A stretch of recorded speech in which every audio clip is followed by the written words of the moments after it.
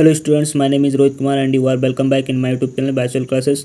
दोस्तों, आज मैं आपके लिए यूपी टेट के कुछ प्रीवियस क्वेश्चंस को लेकर आया हूं, जो आपके लिए सी टेट और सुपर टेट के लिए भी इम्पोर्टेंट होंगे। चलिए आज हम कुछ इम्पोर्टेंट क्वेश्चंस को डिस्कस करेंगे, जो कि हमारे Thorndike, Skinner, Pavlov, Skinner, Kohler पर बेस्ड क्वेश्चंस होंगे। ठीक है, तो चलिए स्टार्ट करते हैं। हमारा क्वेश्चन, आज का पहला क्वेश्चन है, थॉर्नडाइक ने अपने सिद्धांत को किस शीर्षक से सिद्ध किया। ठीक है, थॉर्नडाइक ने अपने सिद्धांत को किस शीर्षक से सिद्ध किया। तो इसका जो ऑप्शन दिया है कि संज्ञानात्मक अधिगम से, या अधिगम के प्रयास एवं भूल से, संकेत एवं अधिगम से, स्थान एवं अधिगम से। तो इसका जो राइट आंसर होगा वो होगा हमारा ऑप्शन नंबर सेकेंड, अधिगम के प्रयास एवं भूल। ठीक है, थॉर्नडाइक ने अपने सिद्धांत को अधिगम के प्रयास और भूल से सिद्ध किया। नेक्स्ट क्वेश्चन, क्वेश्चन नंबर 2, निम्न में से कौन सा थॉर्नडाइक के अधिगम के प्राथमिक नियमों में शामिल नहीं है। ऑप्शन दिया है साचार्यात्मक स्थानांतरण का नियम, अभ्यास का नियम, प्रभाव का नियम, तत्परता का नियम। तो इसका जो राइट आंसर होगा वो होगा ऑप्शन 1, साचार्यात्मक स्थानांतरण का जो नियम है वह थॉर्नडाइक के अधिगम के प्राथमिक नियमों में शामिल नहीं है। ठीक है, बाकी का जो अभ्यास का नियम है, प्रभाव का नियम है, तत्परता का नियम है, ये प्राथमिक नियमों में शामिल है।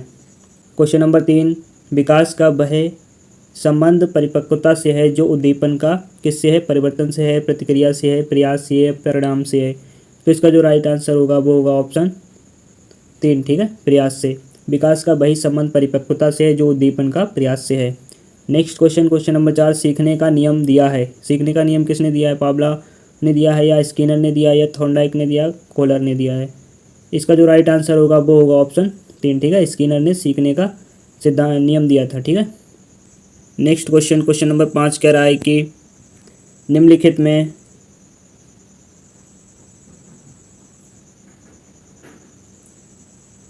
में से कौन सा सिद्धांत छात्रों के व्यवहार को वांछित स्वरूप एवं दिशा प्रदान करने में शिक्षकों की सहायता करता है। ऑप्शन दिया, अंतर्दृष्टि सिद्धांत, प्रयास एवं त्रुटि का सिद्धांत, अनुकरण का सिद्धांत, अनुभवजन्य अधिगम सिद्धांत। ठीक है, तो इसका जो राइट आंसर होगा वो होगा ऑप्शन 2। ठीक है, प्रयास एवं त्रुटि का जो सिद्धांत है वह सिद्धांत छात्रों के व्यवहार को वांछित स्वरूप एवं दिशा प्रदान करने में शिक्षकों की सहायता करता है।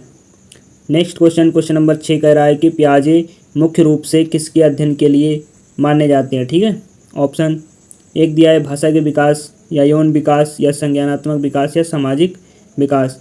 तो इसका जो राइट आंसर होगा ऑप्शन 3। ठीक है, संज्ञानात्मक विकास से पियाजे जाने जाते हैं। सबको पता होना चाहिए, यूपी टेट के 2016 पेपर में आया था। ठीक है, इंपॉर्टेंट क्वेश्चन है। नेक्स्ट क्वेश्चन पे बढ़ते हैं। क्वेश्चन नंबर 7 कह रहा है कि जब किसी क्रिया को बार बार दोहराया जाता है तो अस्वाभाविक उद्दीपक भी वही प्रतिक्रिया देने लगता है जो स्वाभाविक उद्दीपक देता है। यह अधिगम का निम्नलिखित में से कौन सा सिद्धांत है। ठीक है, जब किसी क्रिया को बार बार दोहराया जाता है तो अस्वाभाविक उद्दीपक भी वही प्रतिक्रिया देने लगता है जो स्वाभाविक उद्दीपक देता है। ऑप्शन, ठीक है, यह सिद्धांत या अधिगम का निम्नलिखित में से कौन सा सिद्धांत है। अंतर्दृष्टि का सिद्धांत है, या शास्त्रीय अनुबंधन सिद्धांत है, या अनुकरण का सिद्धांत है, या अनुभवजन्य अधिगम सिद्धांत है। इसका जो राइट आंसर होगा वो होगा ऑप्शन 2। ठीक है, शास्त्रीय अनुबंधन सिद्धांत है। ठीक है, नेक्स्ट क्वेश्चन, क्वेश्चन नंबर 8, अधिगम के किस सिद्धांत के आधार पर बालक में भय, प्रेम एवं घृणा के भाव आसानी से उत्पन्न किए जा सकते हैं। अधिगम के किस सिद्धांत के आधार पर बालक में भय, प्रेम एवं घृणा के भाव आसानी से उत्पन्न किए जा सकते हैं। ऑप्शन 1, अनुभवजन्य अधिगम सिद्धांत, या अंतर्दृष्टि सिद्धांत, या शास्त्रीय अनुबंधन सिद्धांत, या प्रयास एवं त्रुटि का सिद्धांत। इसका जो राइट आंसर होगा वो होगा ऑप्शन 3। ठीक है, शास्त्रीय अनुबंधन सिद्धांत जो है वह ऐसा सिद्धांत है जिससे क्या होता है कि बालक में भय, प्रेम और घृणा के जो भाव होते हैं वो आसानी से उत्पन्न किए जा सकते हैं। क्वेश्चन नंबर 9, अनुकूलित अनुक्रिया सिद्धांत किसके अनुकूलन पर बल देता है। ठीक है, जो अनुकूलन अनुक्रिया सिद्धांत है वह किसके अनुकूलन पर बल देता है। तर्क के, व्यवहार के, चिंतन के, या विप्रेरणा के। क्वेश्चन जो है 2018 में आया था यूपी टेट में। तो जो अनुकूलित अनुक्रिया सिद्धांत होता है वह, इसका जो राइट आंसर होगा ऑप्शन 2, व्यवहार। ठीक है, अनुकूलित अनुक्रिया सिद्धांत व्यवहार अनुकूलन पर बल देता है। राइट, नेक्स्ट क्वेश्चन बढ़ते हैं। क्वेश्चन नंबर 10, क्रिया प्रसूत अनुबंधन का दूसरा नाम क्या है। क्रिया प्रसूत अनुबंधन का दूसरा नाम क्या है। ये भी 2018 के क्वेश्चन पेपर में आया था। तो कुछ जो हमारा ऑप्शन राइट है,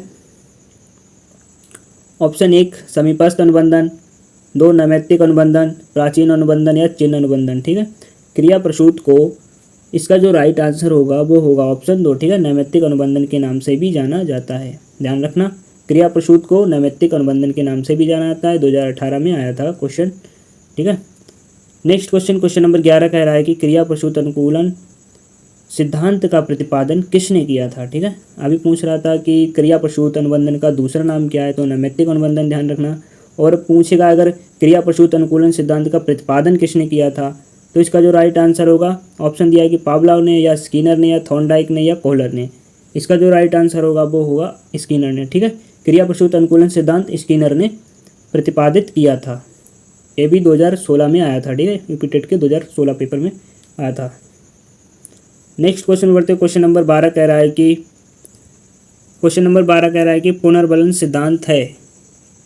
ठीक है, किसका है पुनर्बलन सिद्धांत, तो पुनर्बलन सिद्धांत जो है ऑप्शन दिया है स्किनर का है, मास्लो का है या वुडवर्थ का है, थॉर्नडाइक का है। तो इसका जो राइट आंसर होगा वो होगा ऑप्शन 1। ठीक है, स्किनर का है। ठीक है, जो पुनर्बलन का सिद्धांत है वो किसका है, स्किनर का है। नेक्स्ट क्वेश्चन, क्वेश्चन नंबर 13 कह रहा है कि निम्नलिखित में से अधिगम में कौन सा सिद्धांत यह बताता है कि जब कुछ पढ़ाया जाए तथा कुछ सीखने के लिए कहा जाए तो उसे अपने समग्र रूप में ही बच्चों के सामने प्रस्तुत किया जाए। ठीक है, तो ये क्या है, अंतर्दृष्टि या सूझ का सिद्धांत है, या सक्रिय अनुबंधन का सिद्धांत है, या अनुकरण का सिद्धांत है, या प्रयास एवं त्रुटि का सिद्धांत है। तो इसका जो राइट आंसर होगा वो होगा अंतर्दृष्टि या सूझ का सिद्धांत है। ठीक है, क्वेश्चन कह रहा था जब कुछ पढ़ाया जाए अथवा कुछ सीखने के लिए कहा जाए तो उसे अपने समग्र रूप में ही बच्चों के सामने प्रस्तुत किया जाए। तो ये जो सिद्धांत है वह अंतर्दृष्टि या सूझ का सिद्धांत है, ध्यान रखना। नेक्स्ट क्वेश्चन, क्वेश्चन नंबर 14 कह रहा है कि कोहलबर्ग का विकास सिद्धांत निम्न में से किससे संबंधित है। कोहलबर्ग का जो विकास का सिद्धांत है वो किससे रिलेटेड है। ठीक है, तो ये जो क्वेश्चन है वो 2016-2015 में आ चुका है। ऑप्शन दिया है कि भाषा विकास का है, भाषा विकास से संबंधित है, या संज्ञानात्मक विकास से है, या नैतिक विकास से, या सामाजिक विकास से है। तो इसका जो राइट आंसर होगा वो होगा ऑप्शन 3। ठीक है, नैतिक विकास से। कोहलबर्ग का जो विकास का सिद्धांत है वह नैतिक विकास से संबंधित है। नेक्स्ट क्वेश्चन में बढ़ते हैं, क्वेश्चन नंबर 15 कह रहा है कि पियाजे मुख्यतः किस क्षेत्र में योगदान के लिए जाने जाते हैं। ठीक है, ये क्वेश्चन है 2013 में आ चुका है यूपी टेट के क्वेश्चन पेपर में। ऑप्शन दिया है कि भाषा विकास के, या ज्ञानात्मक विकास के, या नैतिक विकास के, या सामाजिक विकास के। ठीक है, पियाजे मुख्यतः, इसका जो राइट आंसर होगा वो होगा ऑप्शन 2। ठीक है, ज्ञानात्मक विकास के क्षेत्र में योगदान के लिए जाने जाते हैं। नेक्स्ट क्वेश्चन, क्वेश्चन नंबर 16 कह रहा है कि पियाजे के अनुसार संज्ञानात्मक विकास के किस चरण पर बच्चा वस्तु स्थायित्व को प्रदर्शित करता है। ठीक है, संज्ञानात्मक विकास के किस चरण पर बच्चा वस्तु स्थायित्व को प्रदर्शित करता है। ठीक है, इसमें जो ऑप्शन होगा राइट, मूर्त संक्रियात्मक चरण, औपचारिक संक्रियात्मक चरण, संवेदी प्रेरक चरण, पूर्व संक्रियात्मक चरण। ठीक है, इसका जो राइट आंसर है वो होगा पूर्व संक्रियात्मक चरण। ठीक है, बच्चा वस्तु स्थायित्व को कब प्रदर्शित करता है, जब वह पूर्व संक्रियात्मक चरण में होता है।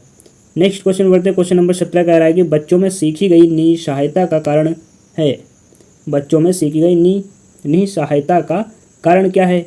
इस व्यवहार को अर्जित कर लेना कि वे सफल नहीं हो सकते, कक्षा गतिविधियों के प्रति कठोर निर्णय, या ऑप्शन 3 अपने अभिभावकों की अपेक्षाओं के साथ तालमेल न बना पाना, या अध्ययन को गंभीरतापूर्वक न लेते हुए नैतिक निर्णय। इसका जो राइट आंसर होगा वो होगा ऑप्शन 1। ठीक है, इस व्यवहार को अर्जित कर लेना कि वे सफल नहीं हो सकते। ठीक है, ये क्या है, बच्चों में सीखी गई निसहायता का कारण है। नेक्स्ट क्वेश्चन, क्वेश्चन नंबर 18 कह रहा है कि पियाजे के सिद्धांत के अनुसार पूर्व संक्रियात्मक अवस्था की अवधि क्या है। ये जो क्वेश्चन है यूपी टेट के 2018 क्वेश्चन पेपर में आ चुका है। ऑप्शन दिया है कि 4 से 8 वर्ष है, ऑप्शन 2 दिया है कि जन्म से 2 वर्ष है, या 2 से 7 वर्ष है, या 5 से 8 वर्ष है। तो पियाजे के सिद्धांत के अनुसार जो पूर्व संक्रियात्मक अवस्था की अवधि है इसका जो राइट आंसर होगा वो होगा ऑप्शन 3, 2 से 7 वर्ष। ठीक है, पूर्व संक्रियात्मक स्टेज कितनी है, 2 से 7 वर्ष। नेक्स्ट क्वेश्चन बढ़ते हैं। क्वेश्चन नंबर 19 कह रहा है कि पियाजे के अनुसार संज्ञानात्मक विकास की तृतीय अवस्था निम्न में से कौन सी है। पियाजे के अनुसार संज्ञानात्मक विकास की तृतीय अवस्था निम्न में से कौन सी है। ये भी क्वेश्चन क्या है, यूपी टेट के 2018 क्वेश्चन पेपर में आ चुका है। बहुत ही इंपॉर्टेंट क्वेश्चंस मैं करा रहा हूँ, इनको बहुत ही ध्यानपूर्वक कंठस्थ कर लीजिएगा। इसका जो ऑप्शन है, औपचारिकता संक्रियात्मक अवस्था है, या पूर्व संक्रियात्मक अवस्था है, या पूर्व संक्रियात्मक अवस्था है, या संवेदनात्मक गामक अवस्था है। इसका जो राइट आंसर होगा वो होगा ऑप्शन 3। ठीक है, मूर्त संक्रियात्मक अवस्था। पियाजे के अनुसार संज्ञानात्मक विकास की जो तृतीय स्टेज है वह क्या है, मूर्त संक्रियात्मक अवस्था। नेक्स्ट क्वेश्चन, क्वेश्चन नंबर 20 कह रहा है कि सूज द्वारा सीखने के सिद्धांत का प्रतिपादन किसने किया था। ठीक है, ऑप्शन दिया थॉर्नडाइक ने किया है, या कोहलर ने किया है, या पावलोव ने किया है, वुडवर्थ ने किया है।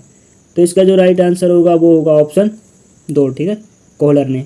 सूज द्वारा सीखने के सिद्धांत का प्रतिपादन किसने किया था, कोहलर ने किया था। ये भी क्या है, यूपी टेट के 2016 के क्वेश्चन पेपर में आ चुका है। बहुत ही इंपॉर्टेंट क्वेश्चंस हैं।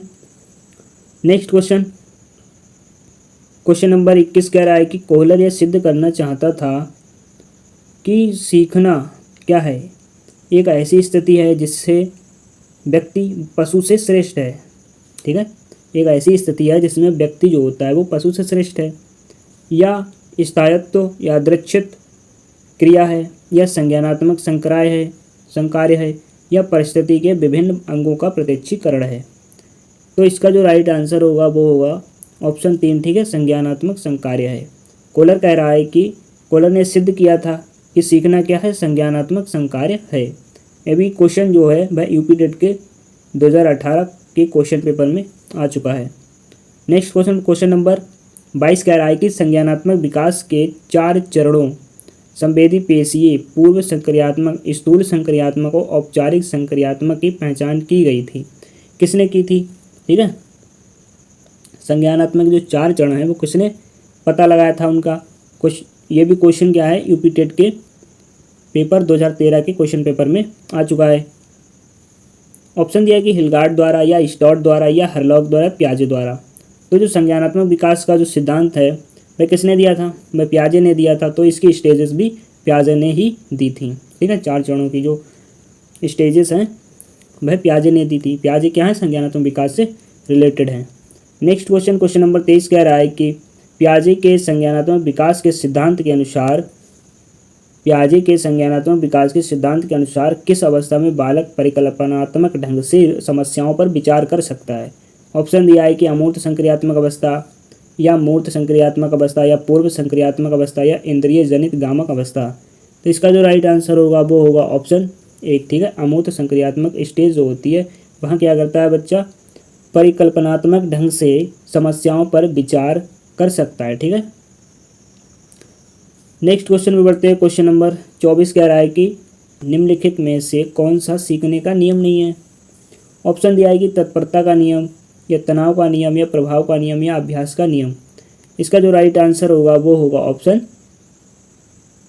2।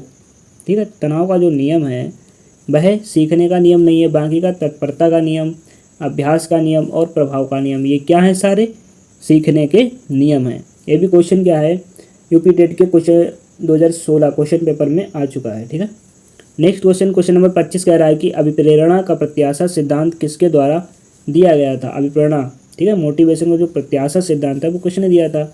ये क्वेश्चन भी 2018 में आया हुआ है। तो विक्टर ब्रूम ने दिया है, या मास्लो ने दिया, या हर्जबर्ग ने, या स्किनर ने। ठीक है, मोटिवेशन का प्रत्याशा सिद्धांत जो है वो इसका जो राइट आंसर होगा वो होगा विक्टर ब्रूम ने दिया था। ठीक है, प्रत्याशा सिद्धांत किसने दिया था, विक्टर ब्रूम ने दिया था। नेक्स्ट क्वेश्चन पर बढ़ते हैं। क्वेश्चन नंबर 26 कह रहा है कि सीखने में प्रयास व भूल के सिद्धांत का प्रतिपादन किसने किया था। प्रयास और भूल का सिद्धांत जो है वो किसने प्रतिपादन किया था उसका। ये भी क्वेश्चन 2018 में आया हुआ है। तो कोहलर ने किया, या पावलोव ने, या थॉर्नडाइक ने, या गेस्टॉल्ट ने। ठीक है, इसका जो राइट आंसर होगा वो होगा ऑप्शन 3। ठीक है, थॉर्नडाइक। सीखने में प्रयास एवं भूल के सिद्धांत का जो प्रतिपादन है वह थॉर्नडाइक ने किया था। नेक्स्ट क्वेश्चन पर बढ़ते हैं। क्वेश्चन नंबर 27 कह रहा है कि निम्न में कौन सा विकास का सिद्धांत नहीं है? 2017 में आया हुआ है। अनुकूलित प्रत्यावर्तन का सिद्धांत, या निरंतर विकास का सिद्धांत, या परस्पर संबंध का सिद्धांत, या समान प्रतिमान का सिद्धांत। इसका जो राइट आंसर होगा वो होगा ऑप्शन 1। अनुकूलित प्रत्यावर्तन का जो सिद्धांत है वह विकास का सिद्धांत नहीं है। बाकी का निरंतर विकास का सिद्धांत, परस्पर संबंध का सिद्धांत, समान प्रतिमान का सिद्धांत, ये क्या विकास के सिद्धांत हैं। नेक्स्ट क्वेश्चन नंबर 28 कह रहा है कि सीखने से संबंध प्रतिक्रिया सिद्धांत में पावलोव ने प्रयोग किया। ठीक है, किसका प्रयोग किया? पावलोव ने अपना जो प्रयोग वो किस पर किया था? ये भी 2016 में आ चुका है क्वेश्चन, वेरी इंपॉर्टेंट। तो पावलोव ने बिल्ली पर किया, या कुत्ते पर, या बंदर पर, या चूहे पर? तो पावलोव ने जो प्रयोग किया था वो किया था कुत्ते पर। ठीक है। नेक्स्ट क्वेश्चन नंबर 29, थॉर्नडाइक का व्यक्तित्व के वर्गीकरण का आधार क्या है? ये क्वेश्चन जो है वो 2013 में आया हुआ है। थॉर्नडाइक का व्यक्तित्व के वर्गीकरण का आधार क्या है? ऑप्शन दिया है कि शारीरिक गठन और शक्ल सूरत है, या रचनात्मकता और मौलिकता है, या समायोजन और बुद्धि है, या चिंतन और कल्पना है।